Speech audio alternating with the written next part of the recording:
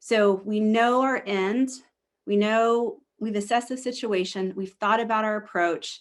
Now we have to structure it all, right? We have to come in and bring it all together. And this is on page 23.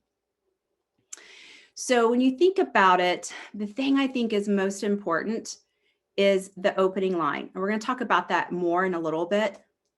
That is the most important thing, right? We have to have a great opening line, and we'll talk a little bit about that, but that's part of structuring your approach.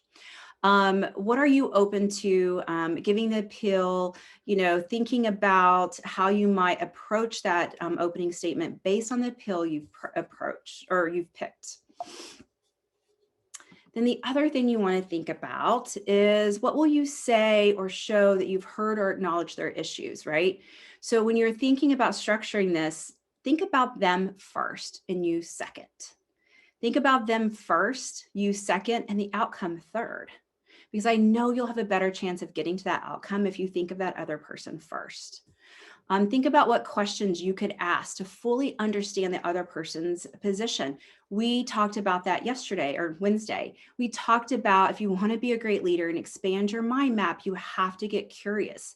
So part of your approach should be questions because it allows that person to come into that conversation thinking versus just absorbing whatever you're going to tell them. And again, if you're just there to tell them something, you're just directing, you're not influencing. So questions start to open that conversation up.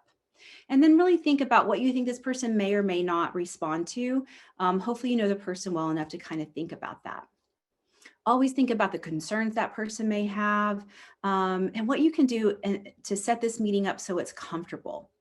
And I don't think we think about that enough, right? So oftentimes we're in big open workspaces. And so there's this, known assumption if you get pulled into that one office, you're going to get a talking to, right?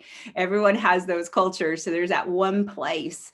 So make sure when you think about Samantha's like, yes, Samantha knows where that place is. Not that you've been there, Samantha. You just know that other people have gone there. But we have to really think about how to make this person physically comfortable. Because remember, as a leader, one of your main priorities is to reduce fear. And if you're having an influential conversation with someone on your team, their fear is going to go up naturally, right? They're like, why am I here? What's going on? Am I in trouble? What's right? So getting them physically comfortable is important and a really big piece of this step. So think about where you want to take them.